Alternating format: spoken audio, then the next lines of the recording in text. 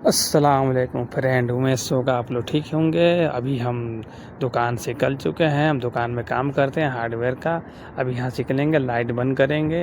निकलने के बाद से हम जाएंगे खाने के लिए। अभी आप लोग हमारे चैनल को सब्सक्राइब और लाइक शेयर ज़रूर कीजिएगा और कमेंट ज़रूर कीजिए। वीडियो कैसा लगा, आप लोग कमेंट नहीं करते हैं तो मालूम नहीं चलता है कि वीडियो आप लोग को पहुंचता है कि नहीं पहुंचता है। ये हम आ गए हैं अभी होटल के अंदर। अभी हम ऑर्डर किए हैं बिरयानी खफसा, जो सऊदी अरब में इसको खफसा कहते हैं। अल्फ़ाहम कहते हैं। हम लोग 2 आदमी आए हैं खाने के लिए। देखिए अफ़गानी आके जा रहा है सलाद लेने के लिए। हम बोले सलाद लेके आओ, सलाद लेके आएगा। बोला कि वीडियो बढ़िया बनाने के लिए। मतलब वीडियो तो बन रहा है लेकिन आप लोग सपोर्ट कीजिए। और ये लेके आएगा सलाद। अभी दिखाते हैं सलाद में क्या क्या लेके आया हुआ है। और ये देखिए ये भुना हुआ मुर्गी है, इसको अल्फ़ाहम बोलते हैं। बहुत बेहतरीन है। सलाद लेके आ चुका है।